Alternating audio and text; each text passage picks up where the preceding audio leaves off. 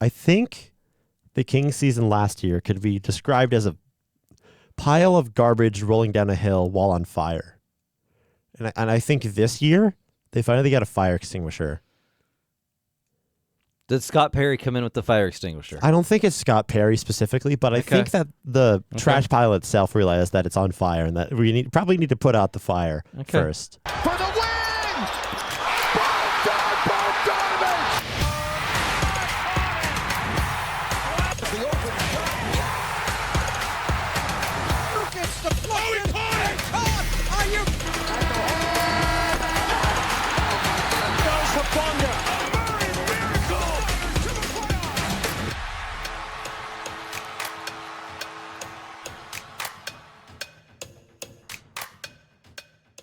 Hello and welcome back to the Eastman Sport Report, your father-son coach-player podcast about the San Francisco 49ers and the Sacramento Kings. I am your host, Max Eastman, joined once again by my co-host, Steven Eastman. Hello, Max. Hey, nice jersey. Thank that you. is a brand new jersey. I think it is. Jersey. I think it's the first time you're wearing it. I got it around August, and I haven't had a reason. I haven't had a reason to wear it until now. Yeah. So very good. A Zach Levine jersey for those. Yes. Of you, it's not in frame. Hold on, let me. It is an 8. There. Now we can see it in frame. It is an 8. Turn around.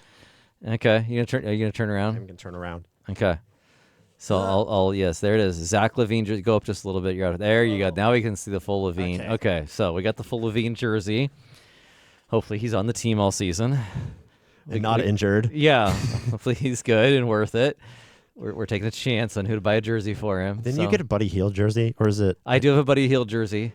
Should one day I could pull out my Marcus Thornton. I should pull out a Marcus Thornton jersey sometime. Exactly. Okay.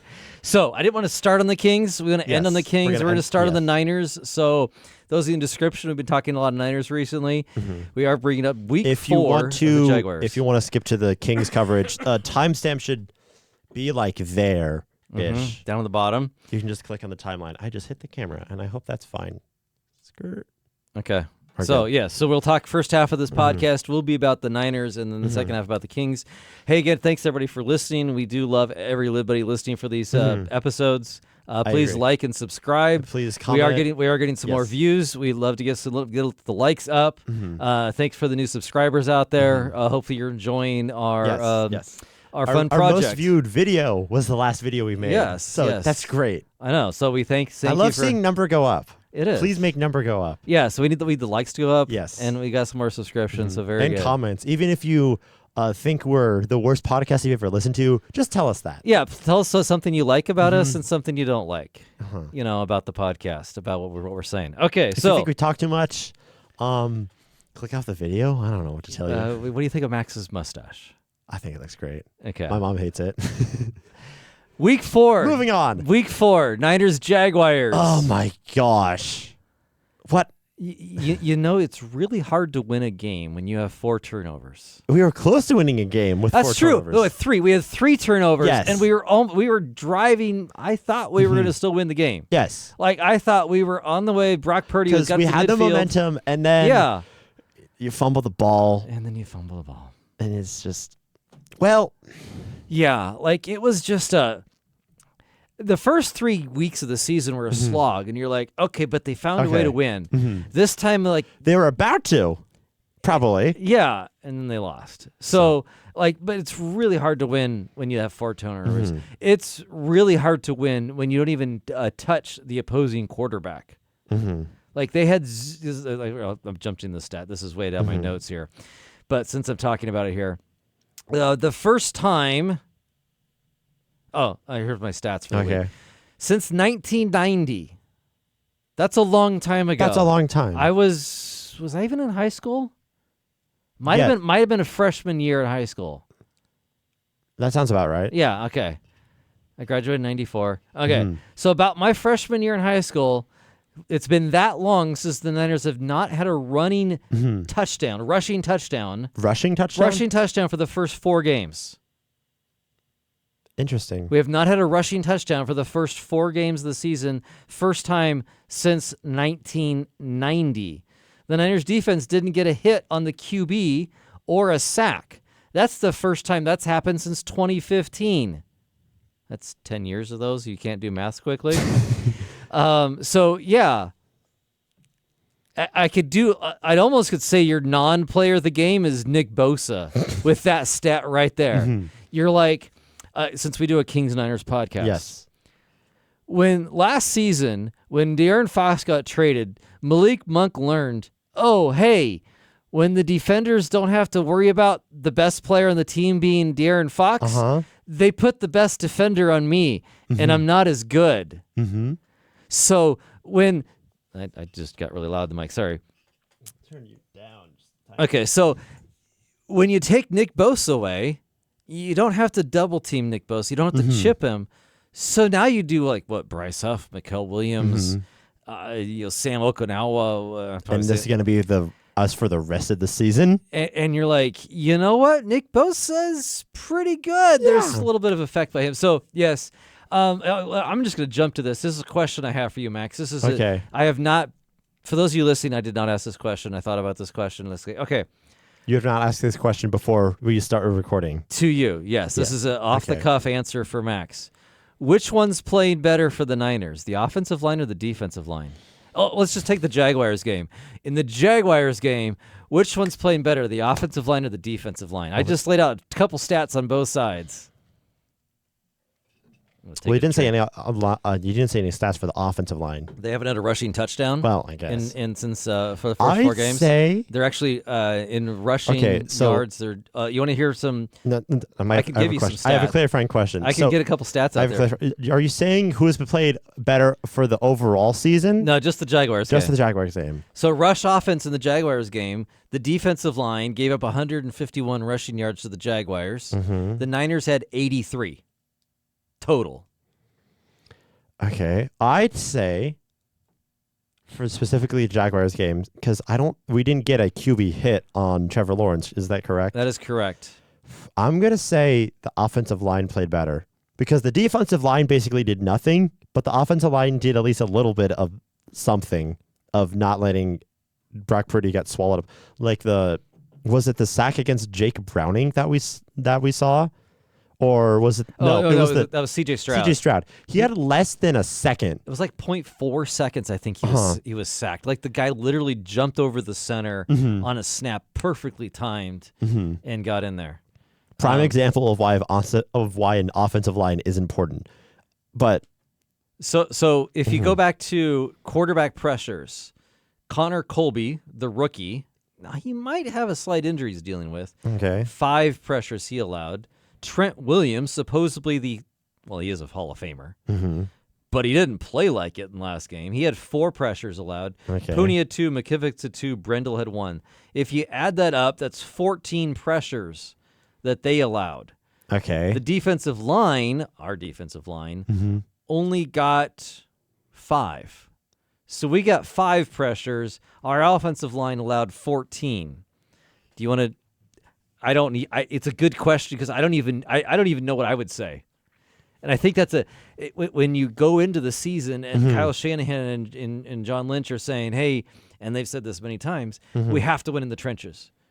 Our team is built to win in the trenches. We didn't win in the trenches, and we did not win in the trenches. You have 4 turnovers. You don't win in the trenches. It's going to be really hard to win. Now you went out and had Brock Purdy threw for a lot of yards, but then I also would say.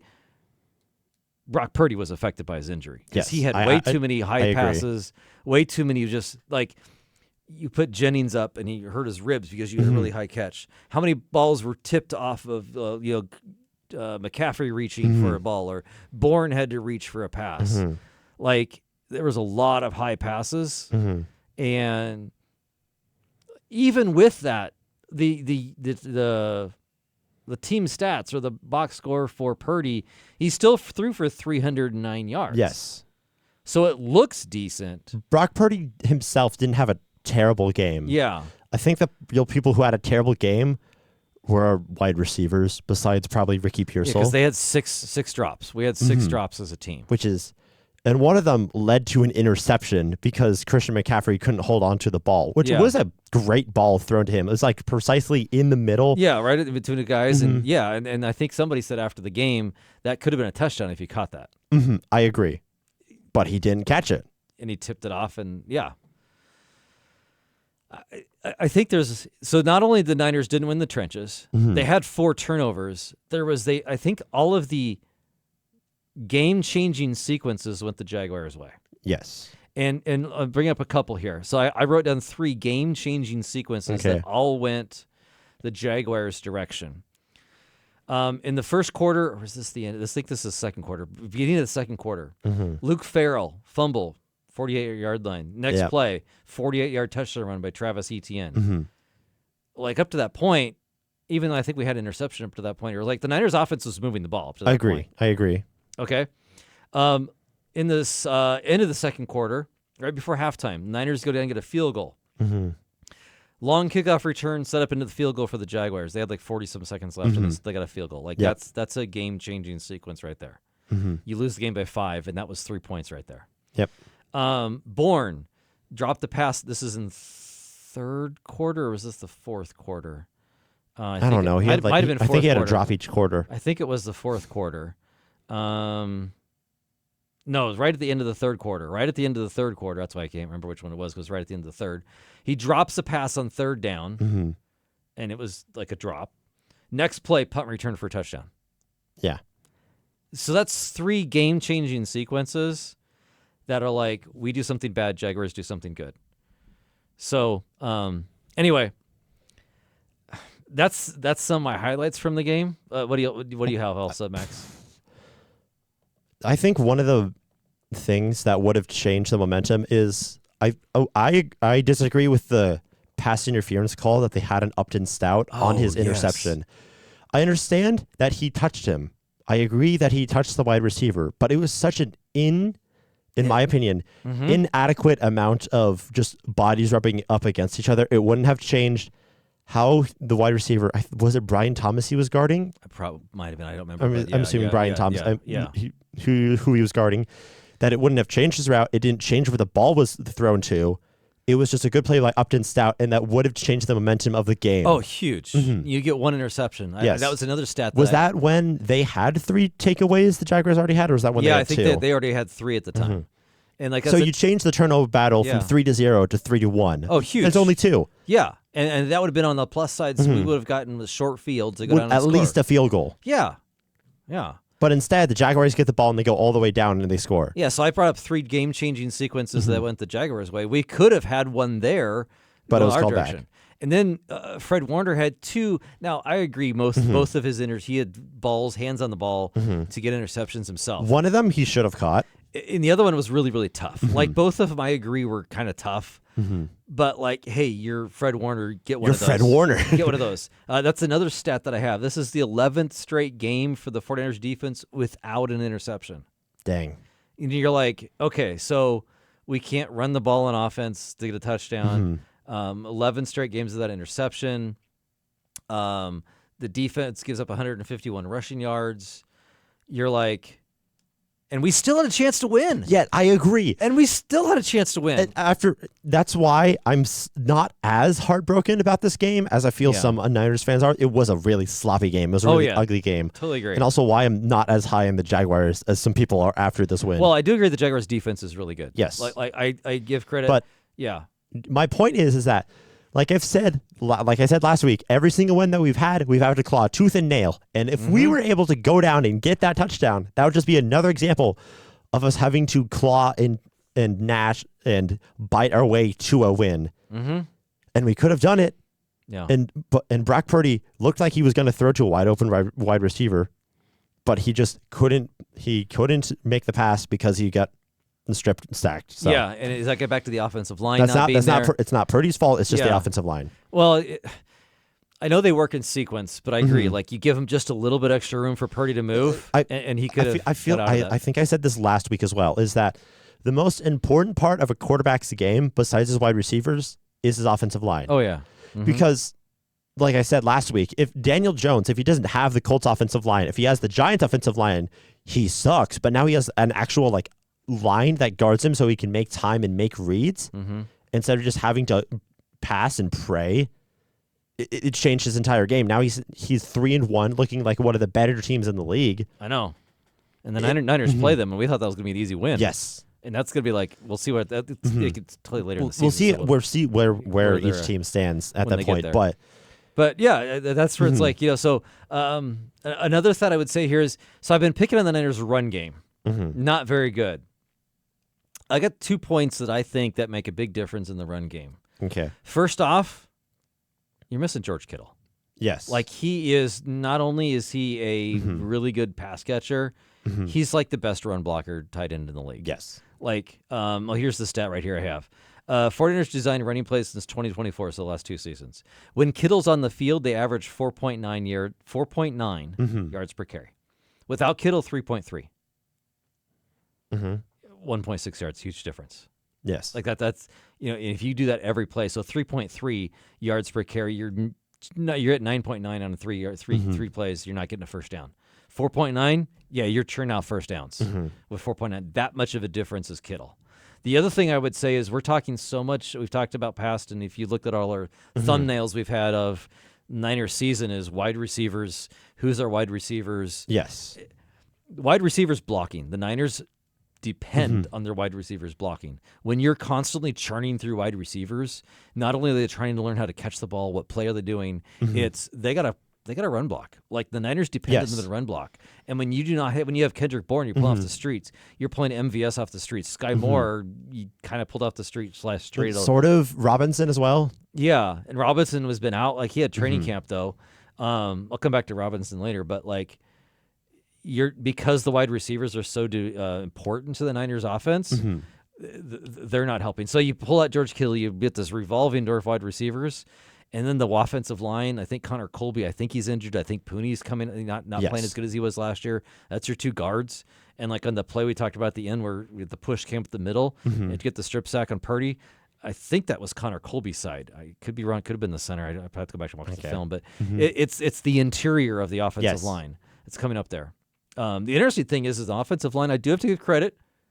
McKivitz is actually playing really good. I have a stat here.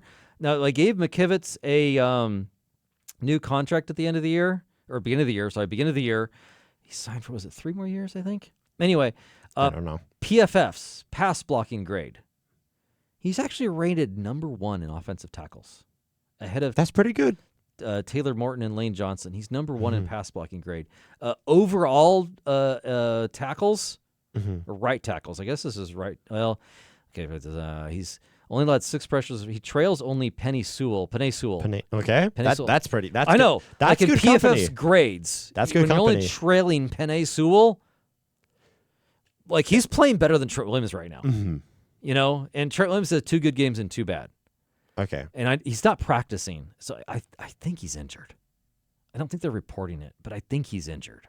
Or something's wrong why he's not out there. Anyway, other things to kind of do in my notes dump. Do you have anything else to add on this game?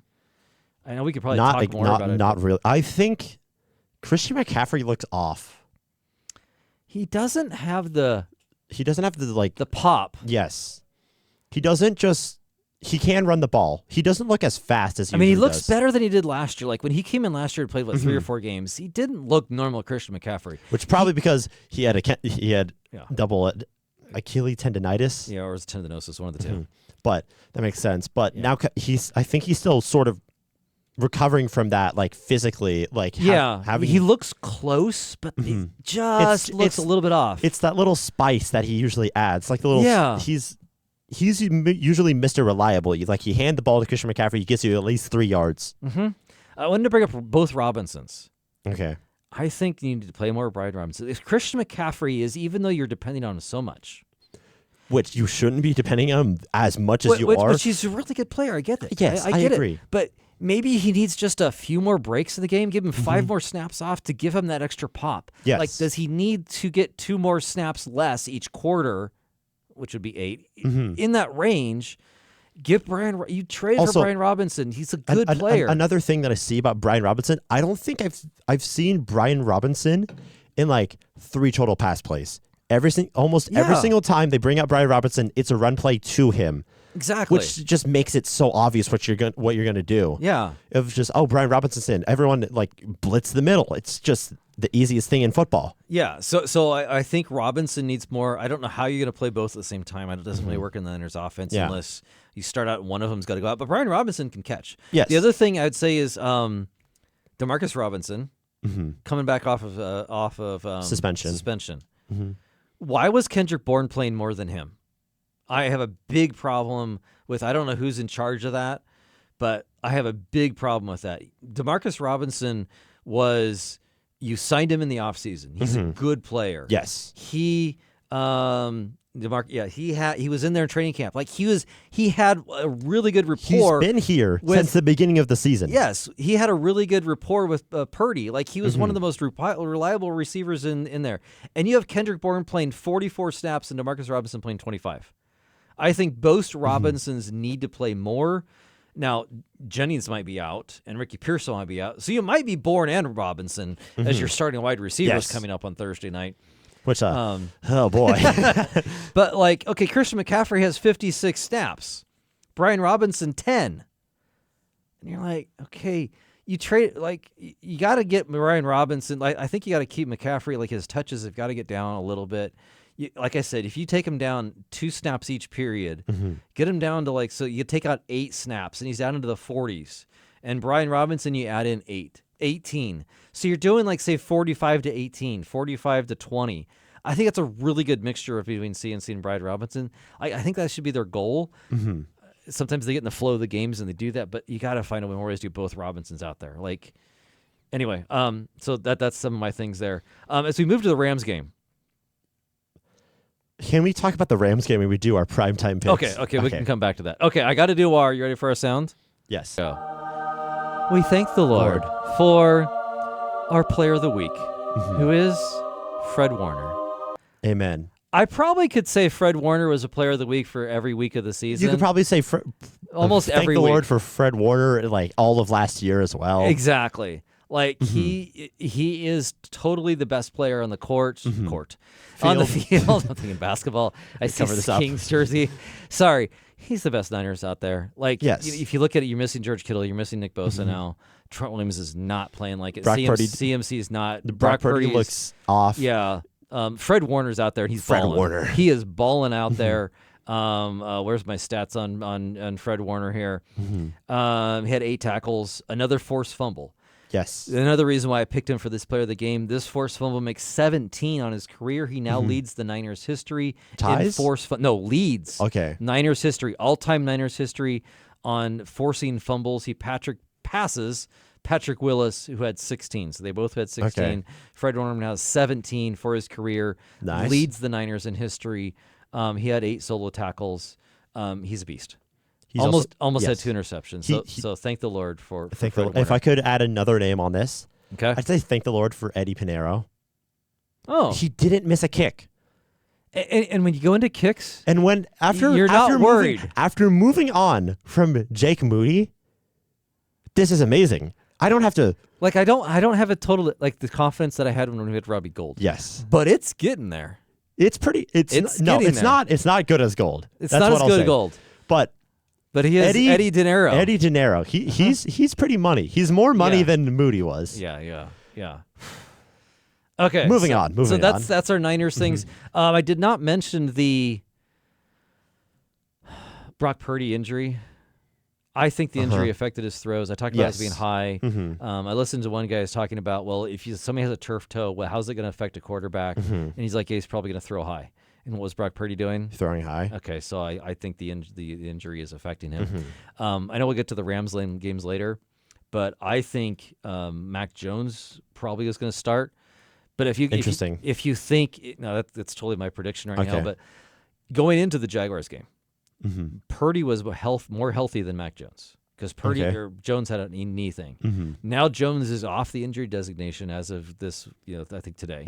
No longer is an injury designation. Brock Purdy, if he had to play today, he would not play today. I think you got to play Mac Jones because he's a healthier QB. Now, Purdy's a better QB when he's healthy.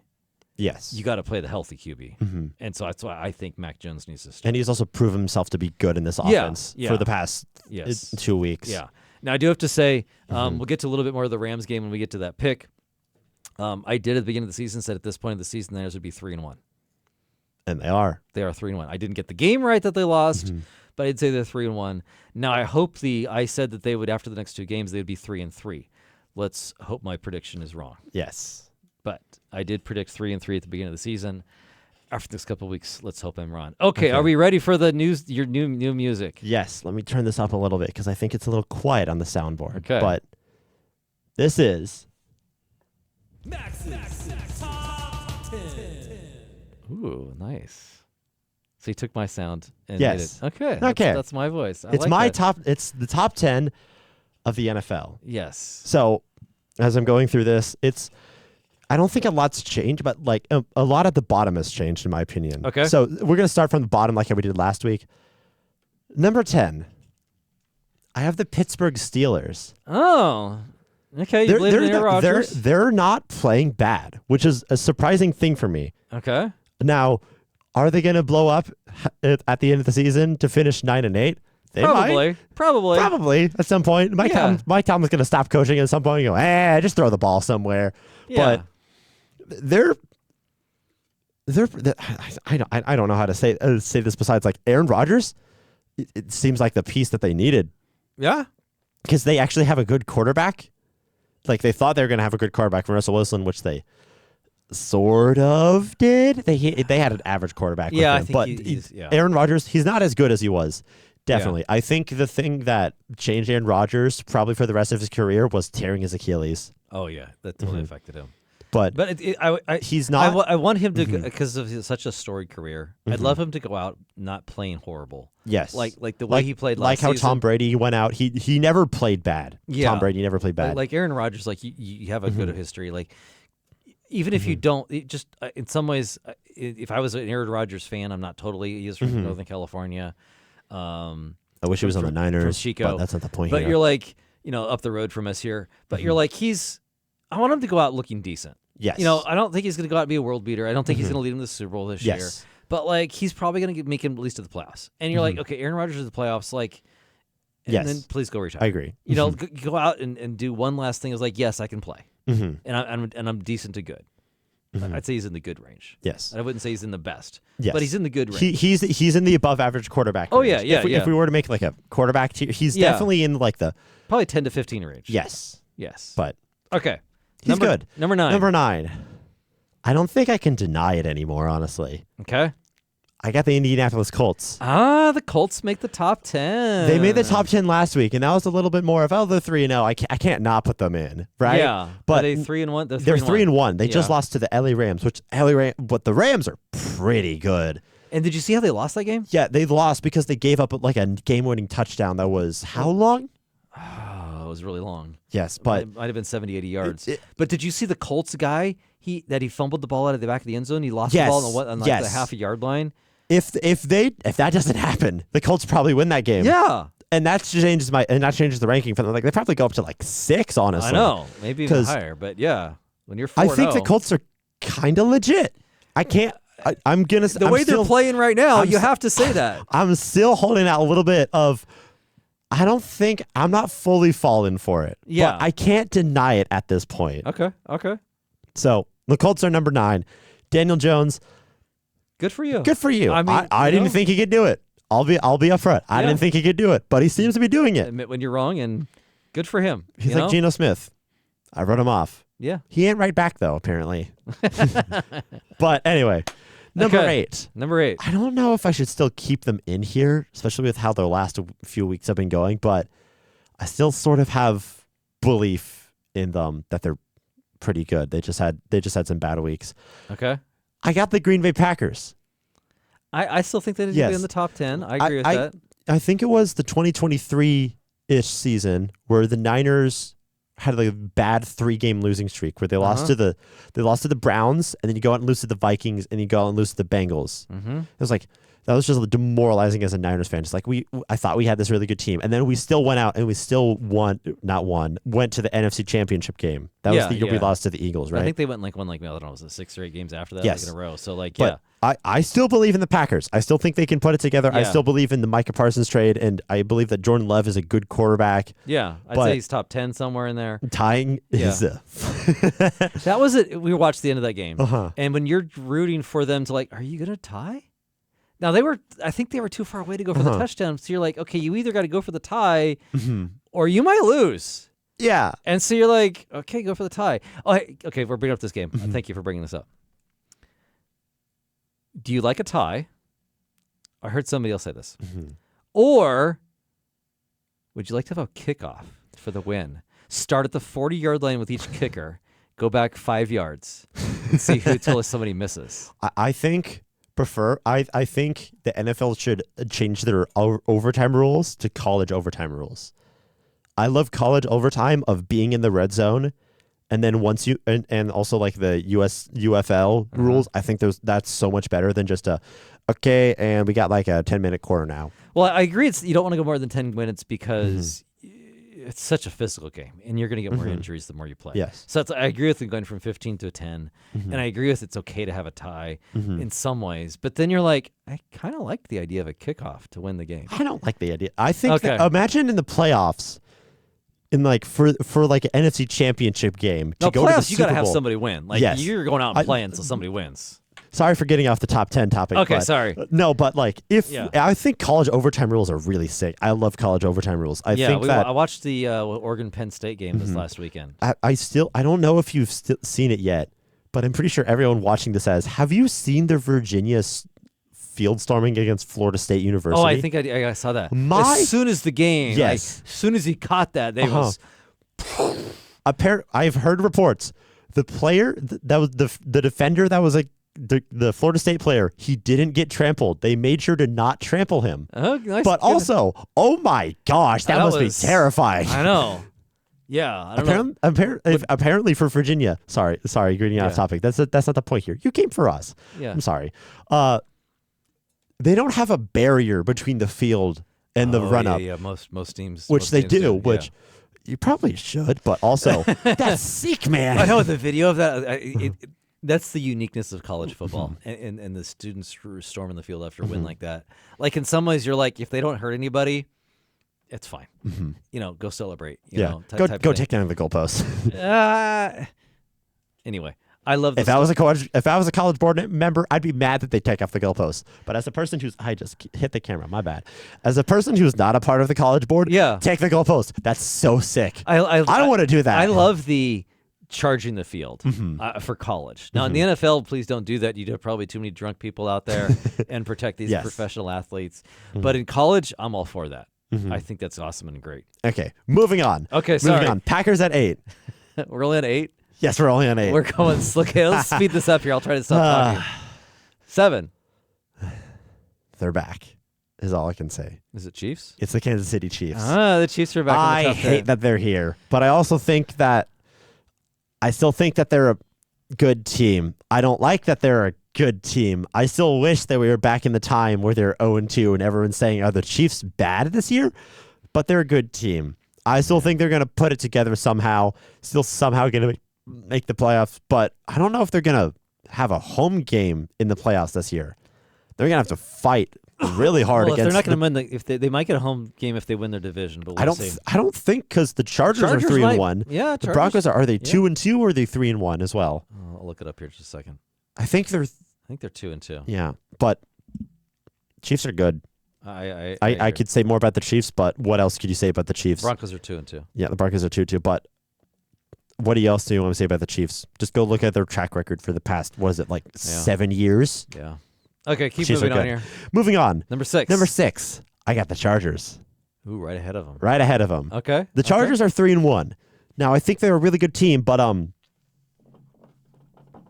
lost to the Giants with Ricky QB starting his first game. Yeah. So you just got to pull down the ladder a little bit. Yeah, you got to fall down a little bit after that game. Yeah. Last week, they were number 3. So they fell down 3 spots, which is fair in my opinion. But if That's not the point here. Yeah. Okay. Mm-hmm. Don't lose to the Giants. Number 5. Number 5. I got the LA Rams. Okay. I don't feel like that's crazy. No. Like they're not playing the greatest football out there, but they're playing winning football. But their defense is really good. Their defense is really good. Yeah, and So- that's gonna be an interesting thing. And when the Niners play also this week. shown against the Colts, their offense can be really good. And I think Yeah. one of the things about the Rams that are showing that they're really good, and also why I'm a little bit worried about the Thursday night football game, is on the LA Rams injury list. You want to know how many players they have on their injury I list? think it was like 3 or 4, isn't It's it? 4. And the Niners have like 15. Yes. And the most important person I'd say that's on their injured list is either Tyler Higbee, who is their starting tight end, Yeah. or Akila Witherspoon, who's on injured reserve. But That's a very not healthy team. That's a very healthy team, and I think that's really scary for the Rams, especially because they were the only team that held the Eagles within a 1-score game in the playoffs. Yeah. When the Eagles went and won the Super Bowl. So I'm saying that the Rams, they're not as scary as they can be yet. I think that they can be really good, but they haven't shown that yet. Yes. But Yes. yes. Number 4, I got a little bit of a controversial pick here, Okay. but I like it. In my Okay. opinion. I got the Tampa Bay Buccaneers. I was wondering where you're going to put the Buccaneers up there somewhere. I They got gotta be number somewhere. 4. It's because Baker Mayfield is just really good. Baker Mayfield is just really good. I think Mike Evans is injured right now, and they're still pulling off wins. The Buccaneers are pretty good. And the Niners play them in 2 And weeks. the Niners play them in 2 weeks. Yeah, the Buccaneers are Tampa Bay. 3-1. Uh-huh. It's. I mean, they Chris lost to the Godwin- Eagles, but yeah, that was, they lost I to mean, the Eagles, but which, that's the Eagles. I know, who are but it was 31-25. spoiler are in the top 3, And, but and they came back and they were driving. you and- almost beat the Eagles. Yeah, you almost beat the Eagles. So, like, Mhm. yeah, I had no problem with where you put the Eagles Yes. or the Bucks. Okay. Okay. Number 3. I think that I guess you could say comeback that they've made this season is amazing. I got the Detroit Lions at number 3. Because they started out Because you started off against Yeah. the Packers getting, frankly, embarrassed out there. Yeah. You got washed as a team. And now you're out here 3-1, and you're looking like one of the best teams in football. I mean, they laid on the Bears 52-21. Yes. They beat the Ravens 38-30. Now they beat the Browns, who the Browns were supposed to have a really good defense. Yes. 34-10. So So, the Lions are pretty good. Like, how much of Ben Johnson are they actually missing? I feel like we all said at the beginning of the season after the Packers, they're missing Ben Johnson so much, but how much is it actually? But it probably take at least a game yes. for the new offensive coordinator. I don't know who it is there. To get his feet wet. And, to get in, also, to get in a sink. how much of these crazy calls wasn't Ben Johnson, but it was Dan Campbell? Because you're still making these crazy calls of you go for it on 4th down and you pass the ball to Amon St. Brown for 20 yards on a 4th and 2. Are you insane? Yes. Yes, he is. Yes, you are. He is. You're going to bite a kneecap off. Okay. So, Lions. Okay. Let's go to number 1, number 2. Can Number you go 2. a little quicker here because I don't think I can. I don't think this has to take much thought for number 2. Number 1, it's the Bills and Eagles. Bills at 2, Eagles at 1. Eagles because, yeah, you just won the Super Bowl, you still haven't lost, and Bills because I'm a tiny bit hesitant on them because of how close they were against the Dolphins. Now it is a divisional game, like I've said, and they did go out and I forget who they played. They absolutely demolished the Saints, which is you should if you're 3-0 and you're going against the Saints. But the Bills are really good, and then the Eagles they're going out and beating some of the best teams in the league. Well, and these are the last 2 undefeated teams. Mhm. They're both 4-0. So them being 1 and 2 in your rankings makes complete sense. Yes, and the Eagles, you're going out and beating some of the best teams in the league. You go out and beat the Chiefs. You go beat the Bucks.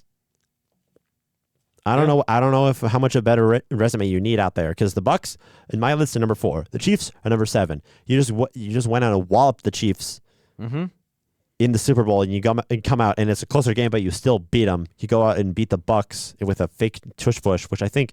Why didn't you save this until the postseason? I've heard that from other people. Yeah.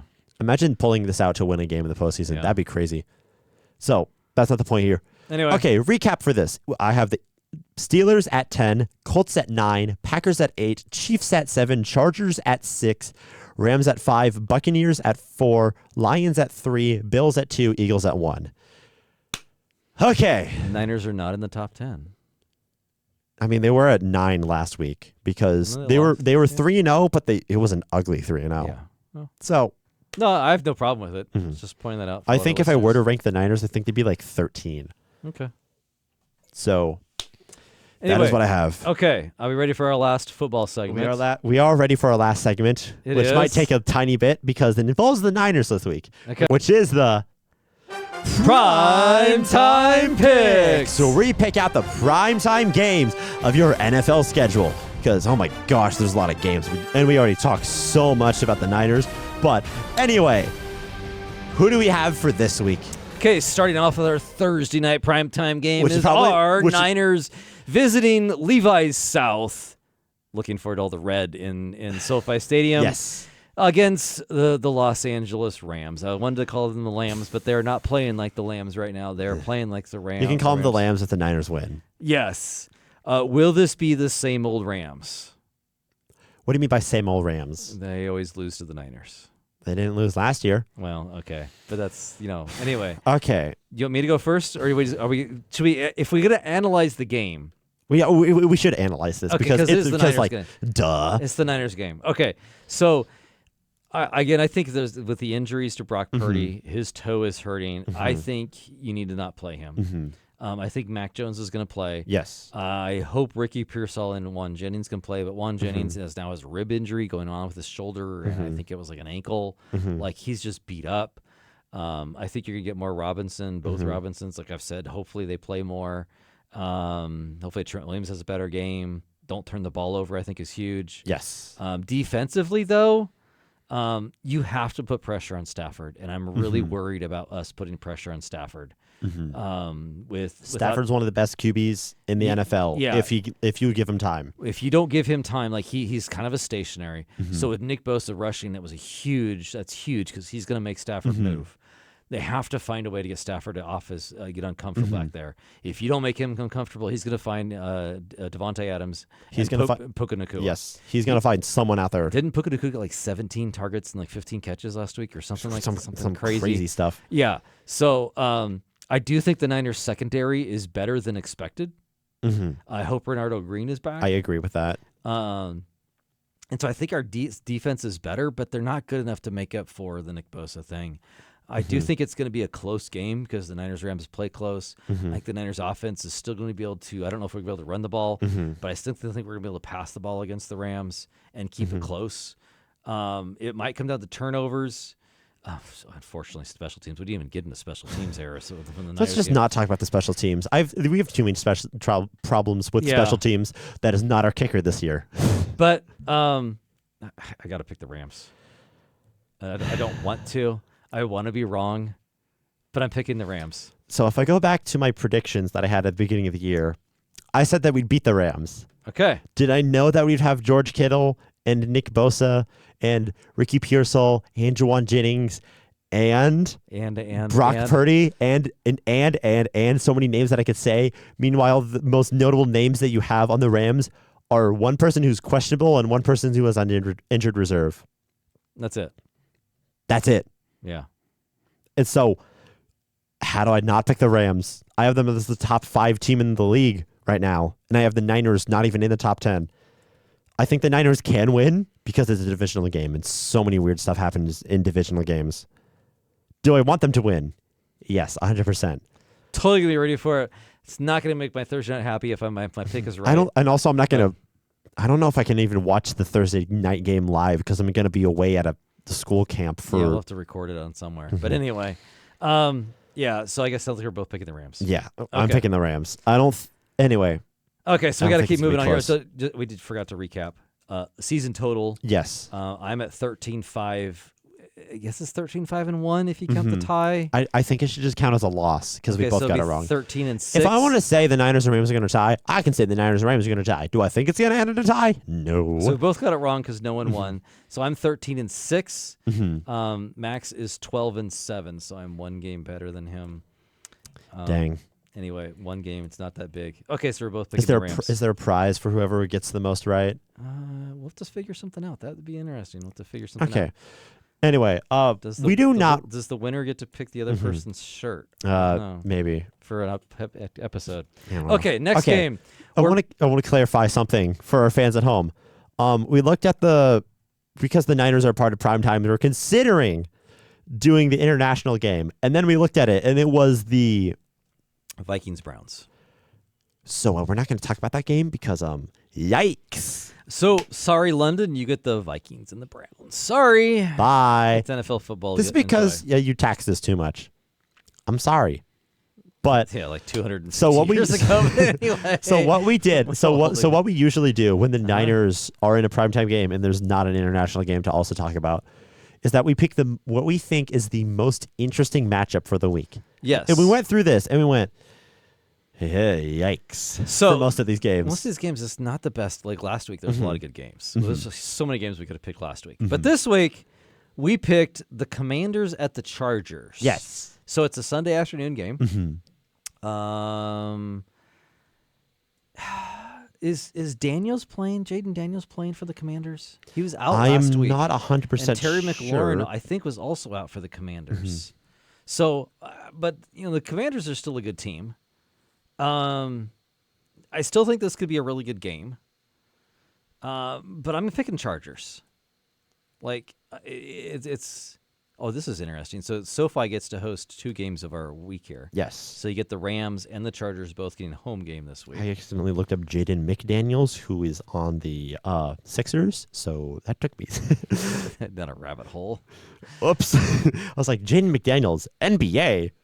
He could play two things at the same time? That's crazy. Anyway, it says that it seems like Jaden Daniels. Seems like Jaden Daniels should be good for week 5 against the Chargers. Okay, so that definitely changes things to make it a lot closer, but I'm still going Chargers. Would you pick Jaden Daniels to beat the LA Chargers? I am. I think I'm picking the upset of the Commanders against the Chargers. I still think the Commanders are a good team. If I were to put an 11 in the power rankings, they'd be number 11. Because you did just lose against the Falcons, but I still believe in this team, especially if you have Jaden Daniels, who's one of the best quarterbacks in the NFL. Yeah. I'd say he's like number 7 right now if I had to rank them, but I don't know how many guys he's above. Jaden Daniels is pretty good. Yeah. I don't think I have to tell anyone else that. If you don't believe Jaden Daniels is good, where have you been? Yeah. He's been good for a long time. So I have the Commanders beating the Chargers. Okay. The next game, I don't think that we're going to pick this. I think we're going to pick. It's Patriots at Bills. I'm picking the Bills. I was going to say 3, 2, 1, and then we're going to say it at the same. But yeah, it's the Bills. Sorry, I said it too fast. Sorry. It's the Bills. The Patriots they're good. They're not horrible. They're good. I'll say they're good. I mean, I don't know if my preseason prediction of them making the playoffs is going to happen right now. But they don't look bad. Yes. They don't look bad. I think it's going to be a closer game than we might expect. Sort of divisional game. Especially like the Dolphins game that the Bills had. Yeah.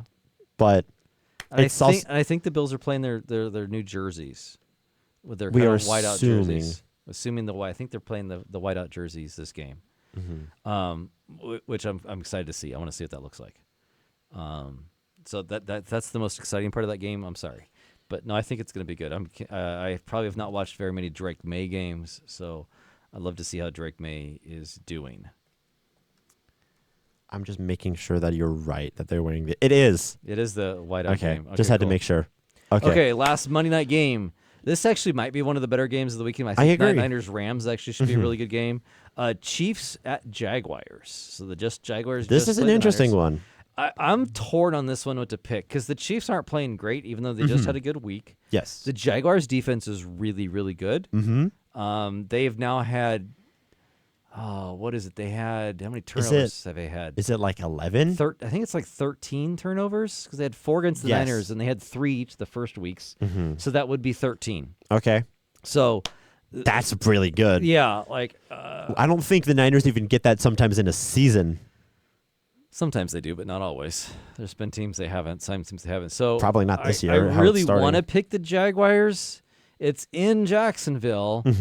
Do I feel strong enough to pick the Jaguars? I don't know. What are you picking there? I'm picking the Chiefs, honestly. You're picking because they seem to be getting it together, the Chiefs? Okay. and I don't think that's a good thing for the rest of the league. Okay. I'll pick the Jaguars because you picked the Chiefs. 'Cause Okay. I was torn back Okay. and forth. I think the Chiefs defense or the Jaguars defense is going to make Patrick Mahomes feel uncomfortable. And I think that defense is going to take the ball away enough from the Chiefs Okay. To win this game. So that's my feeling.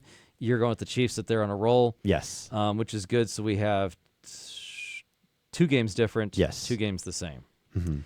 Okay, so that's all of our Niner or NFL talk for the week, right? Yeah.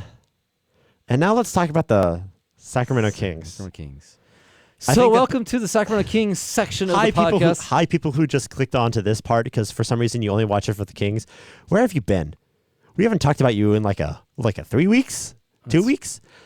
I will say most of the season. Kuminga watch is officially over. It's over. Thank the Lord for Jonathan Kuminga finally deciding on something. Well, I think it's the Warriors finally. They upped the money. The Warriors finally deciding on something.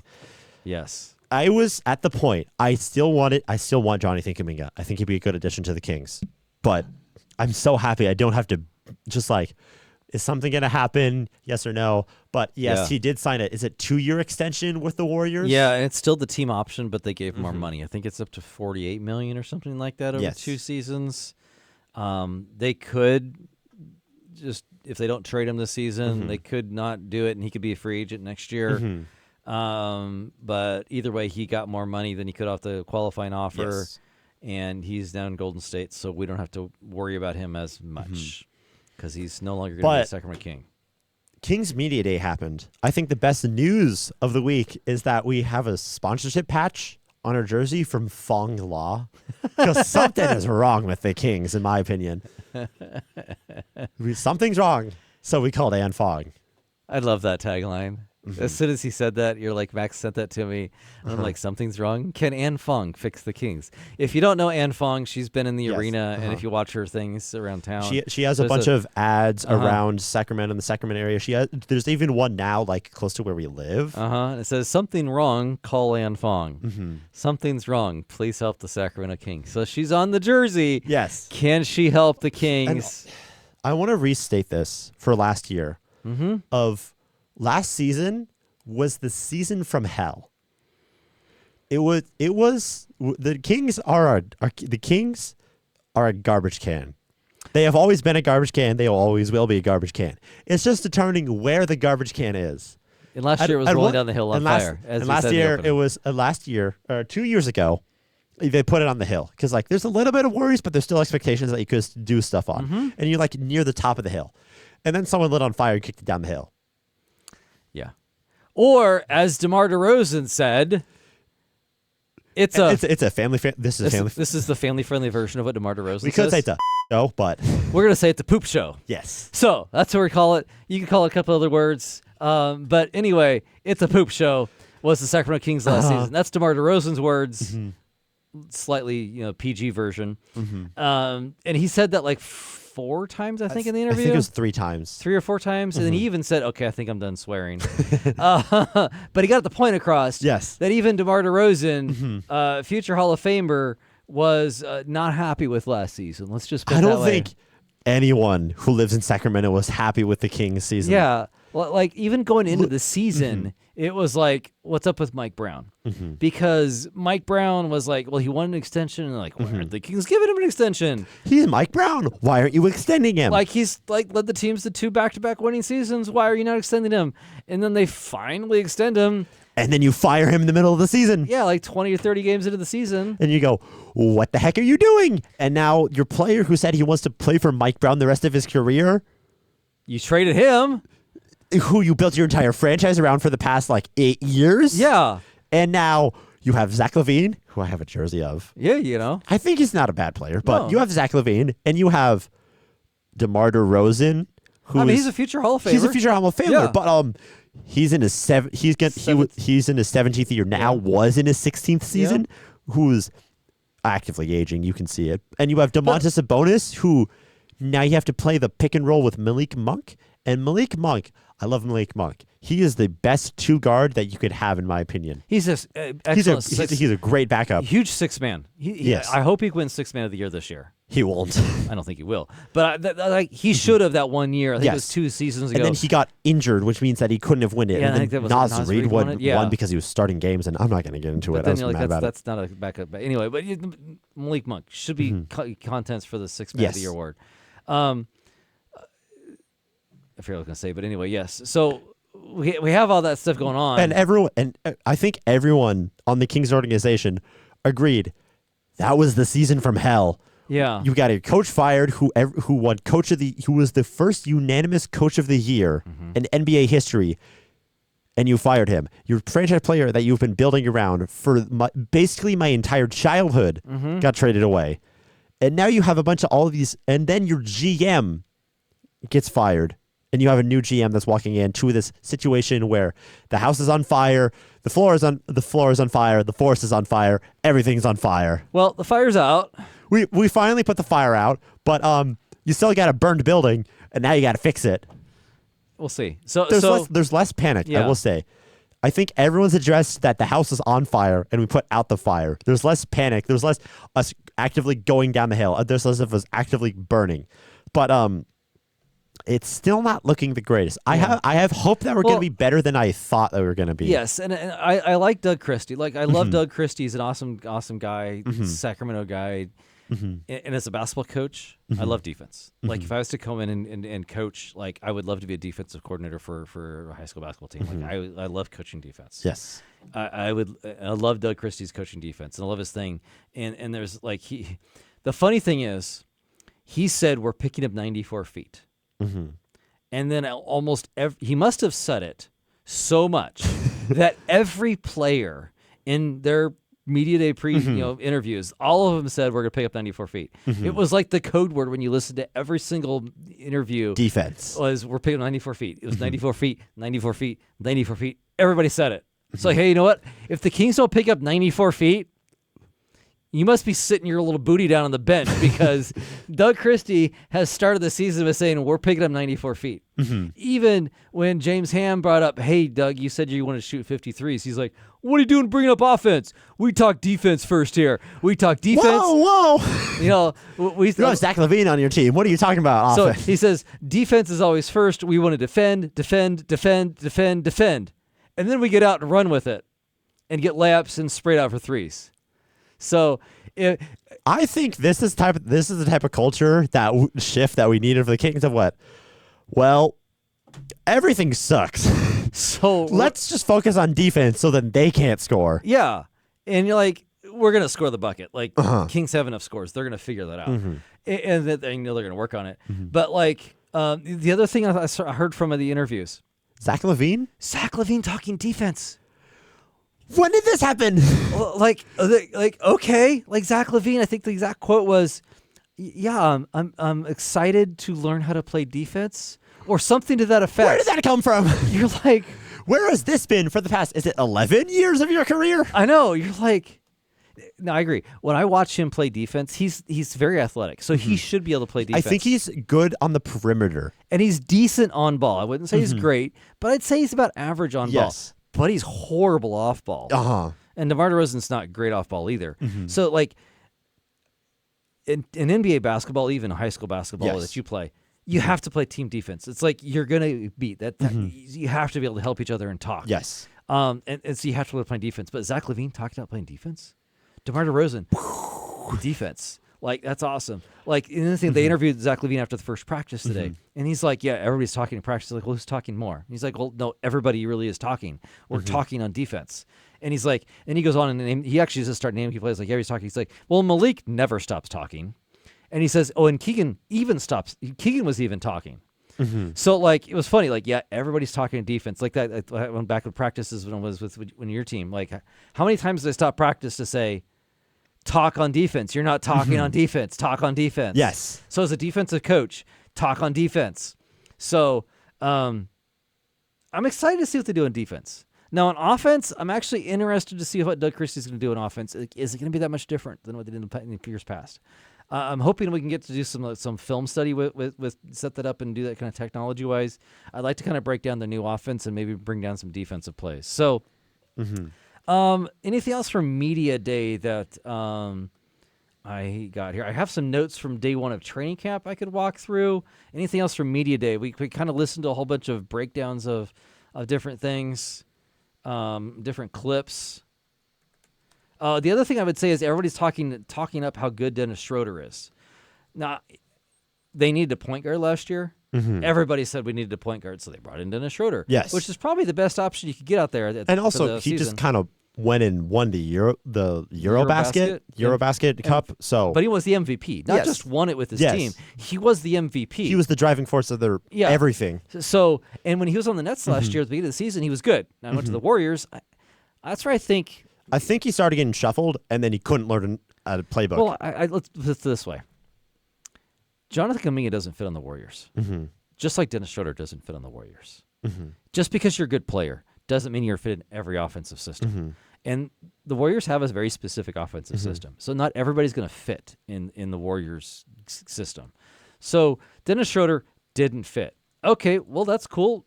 The Kings are hopefully going to play a different thing. So, and Dennis Schroeder is a pest on defense. Yes. He's very active on defense. The other thing is Christie wants the Kings to be the best conditioned team in the NBA. Pace, and defend for 94 feet. How many times can I say 94 feet in this? It's part of the podcast. 94 feet. And so I also think with that, you probably got to play at least 10 players. Like you have to have a deep rotation if you want to play that good a defense. Other notes here. The guys were gassed at the end of practice because they were pushing each other. Accountability was on play, as in Doug Christie was yelled, "Why you tired?" was what the press heard at the end of practice. He was giving the rookies a bad time for missing a layup. Why you tired? Hey, NBA basketball is a little bit more than college. Just a little. Yeah. Could you make it through an NBA practice? No. Yeah, I don't think so. Knowing my conditioning, no, I'd die. Yeah. Pass out. Bam. Down on the floor. Do actually have two practices today. So they had one in the morning and one in the evening. Dennis Schroeder, Zach LaVine were the last ones to leave the gym. Okay, good stuff. Another mention of 94 feet. Christie was praising Dennis Schroeder and his leadership. That was the biggest thing of day one is Dennis Schroeder and his leadership.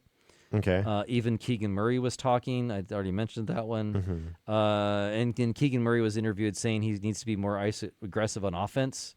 Doesn't mean ISOs are forcing shots, but Keegan does need to go out and hunt shots and hunt them on the perimeter. And then Keegan comes out and says, yeah, when I'm feeling it, I need to actually get the ball more. I need to say, hey, get me the ball more. I'm feeling it, like I'm feeling good. So just like that kind of leads into the only kind of questions going into the season is, will there be any trades? Probably because Kuminga's you're probably not doing anything, is will Keegan Murray or Keon Ellis get a contract extension? That's probably the biggest question mark between now and the beginning of the season. And we'll see. I think that Keegan Murray is he's probably going to get a contract extension, but also I think the more important one is Keon Ellis going to get a contract extension, because I think he's such a heart and soul role player of this team that if you don't have a player like Keon Ellis, it's really hard to find a player like Keon Ellis, where he's going to be the reason that you're good, but he's not the main reason. Oh, yeah. You need if I'm thinking about to the Warriors back when they were really good, they had Andre Iguodala. He was barely ever in the starting lineup, but he won a Finals MVP because he was the role player for them. He was the heart and soul of that team that was able to come in and just defend, shoot threes like Keon Ellis. And I'm curious. I'm not saying we're going to win the Finals. I'm not saying that. I would love it, but let's see. Looking back at the Kings' record last year, we were 40-42. I think we might get 38. Well, I've been saying 35 in my mind for a while, even with you. So I think, and Vegas is saying 34.5. I would love to be low at 35, but I was high last year, saying 52. Yes. So I'm probably going to go say we haven't got to our preseason predictions, but I'm probably going to stick at 35 next week or in 2 weeks. Yeah. So we'll have a whole season on NBA season predictions, just like we did for the NFL. But I'm very curious to see how Keegan Murray grows. Yes. I almost need to see DeMar DeRozan step back a little bit. and do that. I also want to see Keon Ellis. Will Doug Christie sit Zach LaVine for Keon Ellis if Zach LaVine doesn't play defense? I don't know about starting. Yes, but will you but will you pull Zach LaVine off the court Personally, and put in Keon Ellis to make a point early in the season? Personally, I would. I think you have to at the beginning of the season to make your point. Like, if he's not, no, hopefully Zach LaVine does. But Yes. I can almost guarantee you there's going to be a point where Zach LaVine is still learning defense and maybe learning the Doug Christie way of playing defense would be a nicer way to say it on his behalf. Yes. Is he's going to have moments where he's not going to still be awesome because he's still learning. And you're going to have to say, yeah, you're coming out. I need Keon Ellis in there. You need to sit down and, like, remember what we did for training camp? Yeah, I need you to do that defense thing. So I want Doug Christie to do that. You have a good defensive player to Keon Ellis. He could come out and play offense too. Anything else on the Kings that that's kind of all my notes. I mean, I probably could talk a little more about it, but time-wise, for the podcast-wise, we're already over an hour. So I think it's pretty good for the Kings Media Day. I think we should wrap it up about there. So, I do want to say, coming into before Kings Media Day, I was so down on the Kings. I'm like, we're going to suck. I'm going to hate this season, and I'm dreading the start of the basketball season because this team that I love is going to be terrible. And I know that is because of their own decisions that they are terrible. And I think that just seeing the players recognizing that last year was such a poop show that you're like, okay, they recognize that they did something wrong. They recognize that it was not only the circumstances we're in, but they let the circumstances get to them. And DeMar DeRozan says, I got to be better at doing that and not letting my circumstances get me down. So I think just the recognition is a huge step. Like, I think that puts the fire out in your analogy. Just the recognition, like, yeah, it was bad. Not you got a house that was just on fire. Yeah. What do you do now? Yeah. And so you're like, okay, they didn't ignore it. They went off and said, yes, it was. It was a problem. It was bad. And, okay, we got to be better. Okay, let's see how you can get better. Let's see it. Now it's like, okay, go do it. I want to see you guys get a little better. So, hey, let's see it. Let's see what they do. So the first preseason game, I think, is the 8th, which I think is next week. Might be probably after our next podcast. But anyway, so in 1 or 2 weeks, we'll have our NBA preseason prediction. Anyway, thanks, everybody, for listening to this episode. We're both the Niners and the Kings covered. Again, we have the things at the bottom. If you had the Niners section or the Kings section, we really appreciate it. Don't forget to like and subscribe if you're this part of the episode. Definitely like it if you're this part of the episode. And you've gotten all the way through. Don't forget to hit the like button. Give us a 5-star review on Spotify. And we'll see you next week. Bye.